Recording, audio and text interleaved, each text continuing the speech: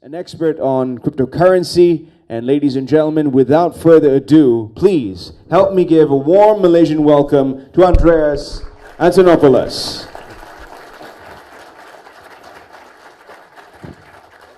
Thank you very much. Thank you.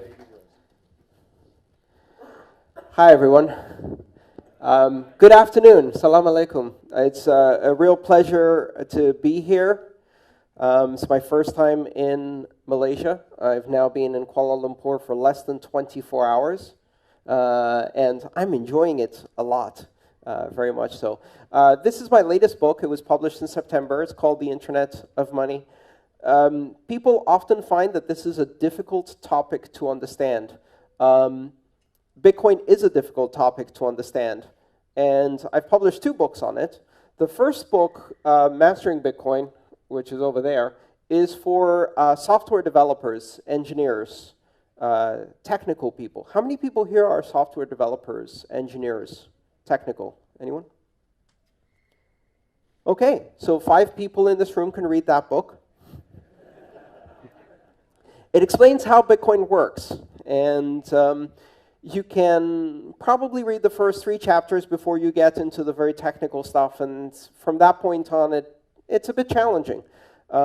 It's challenging not because I aim it to be challenging, but because Bitcoin is a complex subject. Now, for everybody who's not a developer, the reason I published that book, The Internet of Money, is this isn't about how it works. This is about why it matters. And it's a collection of 11 of my talks delivered in this format.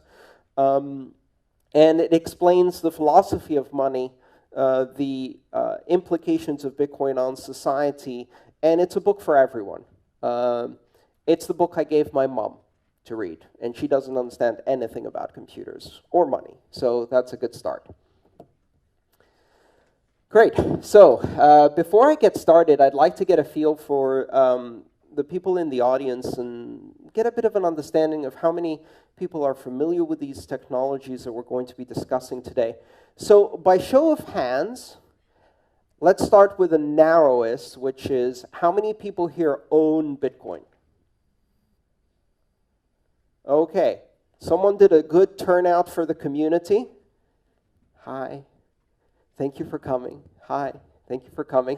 How many people have seen or conducted a transaction in Bitcoin but don't own any, have just experienced it? Okay, just a few. Very good. And how many people have never conducted a transaction, have no idea what Bitcoin is or how it works, and are new to this topic? Great. Now, that was about maybe 30 people, I would say. Now, for those of you who are new to this topic, what I'd like to suggest is that whether you understand or not what we're discussing today, and please ask your questions. I want to hear even the most basic questions about Bitcoin, because I believe those are the most powerful questions. After we're done with the presentation, after we're done with the Q&A, I would like to see as many of the people in the audience who have never experienced Bitcoin to either install a Bitcoin wallet on your mobile device, and someone in the audience will give you for free some Bitcoin. Not a whole Bitcoin, a fraction of a Bitcoin, just so you can see how a transaction works. And then you can turn to your friend who just started and exchange Bitcoin with them so you can experiment with this. I can assure you it's entirely legal. It's very easy to do. And it will allow you to really experience this technology, which is much easier experience than it is explained. So let's try the next question. How many people in this audience who have Bitcoin on their mobile devices, are willing to help people install a wallet and give them $1 or $2? I will. Look around, the new people, look around at who's raised their hands. Find these people after the Q&A. Ask them to give you a small amount of Bitcoin and help you set up a wallet. Don't be shy. I will be happy to do it myself. All right. With that, let's get started with Bitcoin basics. In October of 2008, on an obscure, anonymous mailing list called the Cypherpunk mailing list, an anonymous participant using the pseudonym Satoshi Nakamoto announced the publication of a paper and said, "I think I have solved a problem in computer science. I have found a way to create a system of electronic cash that is direct between people, peer-to-peer, as we use the term in computer science. In this system of electronic cash, I've written a white paper and I have implemented it in software." And on that day, Satoshi Nakamoto published the white paper. You can download it online. It's available at bitcoin.org. You can do a search for it, the Satoshi Nakamoto white paper or the Bitcoin white paper. And in 9 pages, Satoshi Nakamoto described in detail and in ways that predicted many of the things that happened over the next 7 years, what Bitcoin was and what Bitcoin could become and how it would work. But he didn't stop there, or she didn't stop there, or they didn't stop there, because we don't know if Satoshi Nakamoto is a man, a woman, or a group of people, or an alien being from the future. Okay, probably not that last one. Satoshi Nakamoto then published software and invited people to participate in running a network. And this gives you the first hint as to how Bitcoin works. Bitcoin is software. Bitcoin is an application, among other things. You download this application, you run it on your computer. You can run it on a laptop, you can run it on a desktop, preferably on a computer that's permanently connected to the internet. It uses quite a bit of RAM and disk space right now, but in those days it was very lightweight. And if you run this program, it reaches out on the internet and it finds other people running this program. You don't know who these people are. It doesn't reach out to specific people. It creates a random mesh network, what we call a peer-to-peer network, where every participant in the system is equal. There's no special computer. They're all just talking to each other. It creates what in network terms we would call a crowd. So randomly reaches out and connects to various other computers running the Bitcoin software. And together they create a network. And that network is used to exchange and propagate transactions. And these transactions are encoded in a digital format. They contain information about the transfer of value and the authorization to transfer value between participants. Nobody controls this network. And this is a critical concept. Nobody controls this network. You can be running one of these computers. You do not control this network. You run one of these applications. It connects to other people. And you run another one of these applications. And it talks Bitcoin to the other computers that are talking Bitcoin. But no one is in control. No one is in charge. Just like when you're running a computer that speaks on the internet and communicates with other computers on the internet, no one is in control. If you interact directly between these systems. That network started on January 3rd, 2009. And on that day, the world changed. For the first time in the history of money, in the history of trust, in the history of institutions, in the history of humanity, A system that is completely independent of authority, is completely independent of institutions. A system that develops trust as the result of collaboration, communication, and computation through cryptography was born. This system allows people to exchange value, to transmit money. And this money is called Bitcoin. So Bitcoin is the application. It's the software that you run on your computer that communicates with all of the other computers running the Bitcoin software. Bitcoin is the name of the network that runs, the Bitcoin network, which is the collection of all of these computers. Some 6,500 of them around the world, anywhere there is internet, are the ones we know that advertise their presence, several thousand more that don't, and tens of thousands that simply listen onto this network without actively participating. The Bitcoin network. And all of this is an infrastructure that is used to create and transmit value in the form of transactions expressed in a new currency, the Bitcoin currency. And the Bitcoin currency is unlike any other form of money we have ever seen before. First of all, as a form of money, it does not exist in physical form. It is the culmination of a trajectory we've seen in human history. Over thousands of years, money has become a more abstract form of value. You start with very, very tangible forms of value. Commodities. A goat. A banana. A pineapple. These are very poor forms of money because you can eat them and they rot or die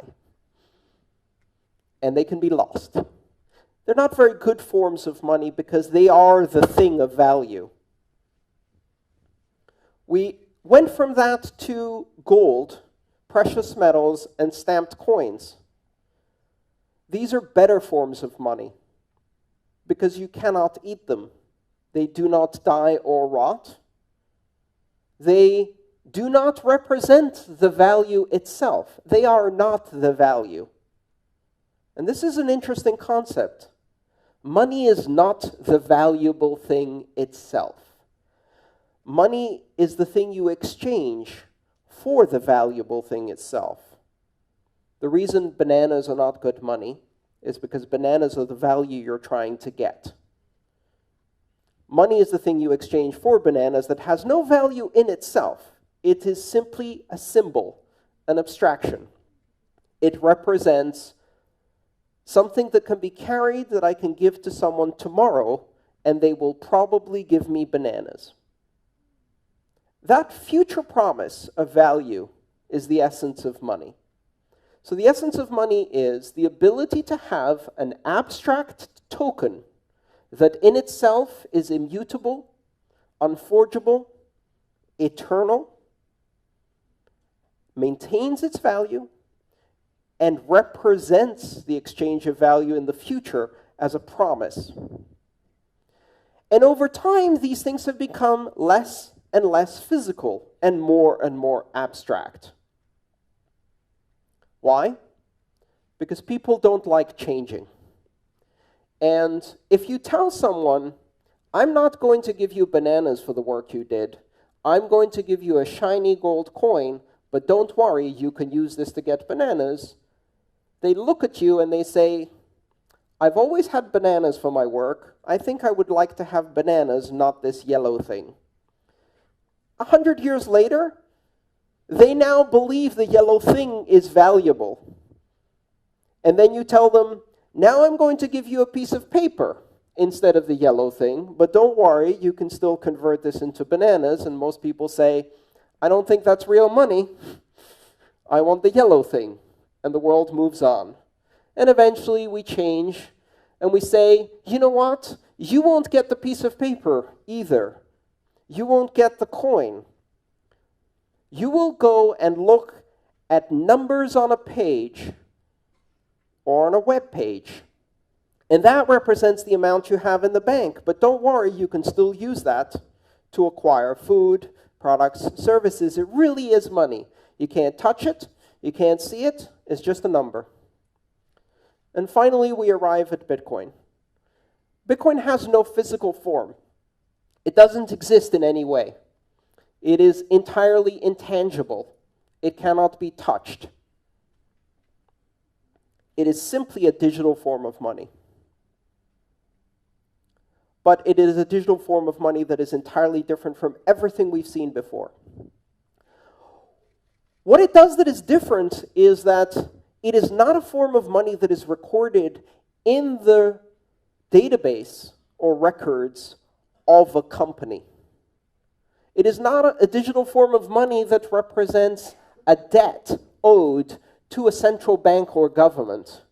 It is not a digital form of money that has been issued by a sovereign, a central bank, a nation, a king. It is a form of digital money that has been issued through complex and energy-intensive computation on the internet, is recorded simultaneously on every computer that participates in the Bitcoin network, is validated independently by every computer that participates in the Bitcoin network, cannot be forged, cannot be counterfeited, cannot be censored, cannot be seized or frozen, can be transmitted anywhere in the world as information, can be verified independently by anyone who receives it, and is not controlled by anyone. Its value is not controlled, its issuance is not controlled, its ownership is not controlled. It is direct from one person to another person with no intermediaries. If I use my mobile phone to make a Bitcoin payment to someone in this room, I am creating a digital transaction that recognizes the fact that a certain number of Bitcoin that the network knows belongs to me through the proof of my digital signature. I have authorized the transfer of that value to another owner of Bitcoin who will then be able to control that Bitcoin through their own digital signature, through their own cryptographic key. Now, you don't need to know anything about digital signatures or cryptographic keys. When you use Bitcoin, you see an application on your mobile device or on your desktop. This application tells you you have 3 Bitcoin. It allows you to enter the address of a recipient, which is a number, just like an email address. It allows you to select an amount of Bitcoin you wish to transact. And when you click send on your application, it uses the digital signature and private key that is embedded in your device to create and sign a transaction that is advertised to the entire Bitcoin network and says, I have transferred this value. And then the entire network now knows that this value belongs to someone else. They don't know who this someone else is. Nobody knows. When you do a Bitcoin transaction, it is not related or attached to identity. You do not need to create an account. You do not need to register. You do not need to provide ID or name or location or address, age, gender, race, religion, nationality, nothing. You don't even need to be human. And you laugh, but it is true. Bitcoin enables, for the first time in human history, non-human entities to actively control and own value, which is bizarre because we've never had that in any legal system in the world. We have the legal fiction of corporations, and corporations can own value, but corporations can only exist as associations between living human beings. In Bitcoin, a software agent that is not owned by anyone, through the use of cryptography, can own and transact in Bitcoin internationally. This creates some very interesting and also very disturbing possibilities for the future. Artificial intelligence systems can own and control money without any living human being involved. You can have corporations that have no directors, no living humans in control, that are controlled entirely by software. Back to people, though. If you are a person who has installed a Bitcoin wallet, you must pass a complex test in order to install this software. You must be able to download an application. That's it. Now, if you happen to own an iPhone, you must remember your iTunes password in order to install an application. And so far, I have found that this is the most difficult part of becoming part of the global economy of Bitcoin, is remembering your iTunes password. But if you can do that, if you can access the Google Play Store, if you have basic familiarity with mobile applications, if you can download an exe on Windows and install it, if you can double-click a mouse, that's it. You don't have to provide your name, your email address. You don't register or create an account. You don't have to prove who you are, where you are, or show that you are worthy. You do not have to have a credit score. You do not have to be authorized. This is something that is entirely different from every system of money we've ever had before. Now, for the internet generation, this is a very familiar concept. When you open a browser and you start using the web, do you have to register or get a license to use the web? Do you have to create an account to visit Wikipedia? No. The only requirement is that you are able to download, install, and operate a web browser. There was a time when the idea of allowing every human to be able to communicate without borders or censorship on the World Wide Web was terrifying to people. To some people, it still is terrifying. Most of the younger generation find it liberating in a global sense. Bitcoin does that to money. What happens when every human being on the planet, through the simple act of downloading and installing an application, can become a member of a global economy without borders, one that allows people to transmit and receive money at will, anywhere in the world, 24 hours a day, uninterrupted for the last 7 years, with fees that do not depend on the amount of money you're sending, but pay simply for the capacity you use on the network. You can transmit a Bitcoin transaction for about $1. And it doesn't matter if you send $1 or $100,000, you still pay $1. It doesn't matter if you're sending it from here to another province in Malaysia, or if you're sending it from here to the opposite end of the planet. It doesn't matter if you are an individual or corporation, or if you're sending it to an individual or corporation. It doesn't matter if you're sending it to someone who is rich or someone who is poor. You can. Bitcoin changes the way we approach finance completely. But that's just the first layer. Because the technology that makes Bitcoin possible, that allows two people from opposite ends of the planet to securely transact with each other without knowing each other and without trusting each other, opens up an entire range of applications that we haven't yet imagined. Bitcoin is not just money for the internet. Bitcoin is a platform.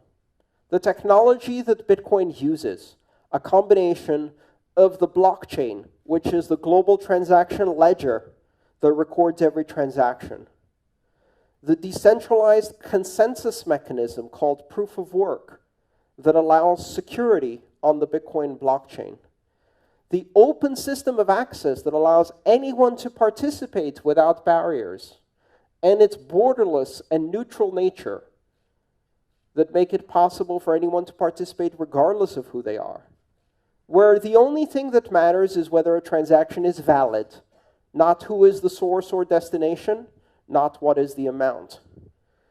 These fundamental building blocks that make Bitcoin possible open the door to dozens and then hundreds and then thousands of applications of trust.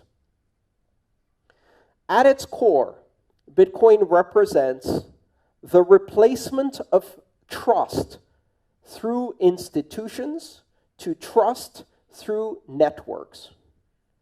For centuries, human society has been based on the fact that in order to coordinate the activity between large numbers of people, we have to have something to trust. And until now, the best answer to that problem was institutions. Collections of people governed by rules and policies with oversight, transparency, and accountability built into the rules, run by humans in order to create centers of trust through tradition, through reputation, through longevity. Institutions of trust are failing. They're failing all over the world. They're failing when they are newspapers.